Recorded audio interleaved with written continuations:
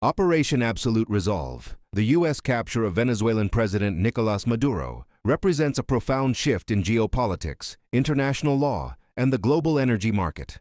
The immediate success of the military operation has opened a complex new chapter with far-reaching consequences.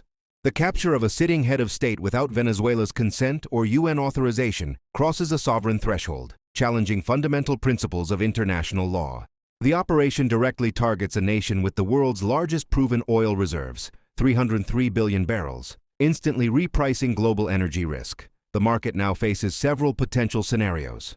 The U.S. obviously faces a vastly more difficult task than its 1989 Panama intervention. Venezuela is 7 times more populous and 12 times larger geographically, with complex terrain. Without a clear transition plan, a dangerous power vacuum exists. Remaining figures like Vice President Delcy Rodriguez have denounced the U.S., while opposition leader Maria Corina Machado was dismissed by President Trump as lacking support. Analysts warn that occupying Venezuela would be extraordinarily difficult given its size, terrain, mountains, jungles, and the lack of a prior U.S. functional presence. The risk of prolonged chaos and violence from armed groups is high. President Trump stated the U.S. would run Venezuela and be reimbursed through its oil wealth, suggesting a lengthy administration focused on resource extraction. Retaliation against the U.S. is likely to be asymmetric and hard to deter.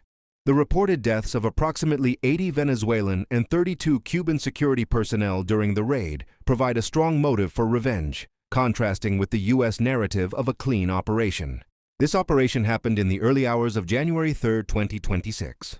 U.S. Army Delta Force, supported by the 160th Special Operations Aviation Regiment, SOAR. Over 150 aircraft including F-22 Raptors, F-35 Lightning IIs, F-A-18 Super Hornets, EA-18G Growlers for electronic warfare, B-1 Lancers for strikes, and MH-47 Tu-60 Special Operations helicopters. Helicopters approached Caracas at 100 FT over water. Assault began at 2:01 a.m. local time. Maduro was captured before reaching his safe room. The team exited by 2:29 a.m.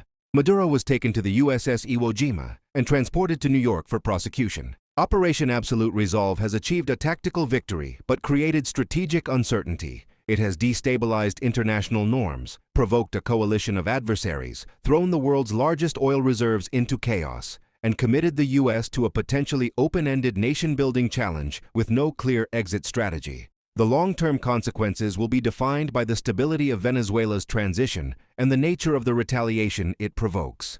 Please like and subscribe.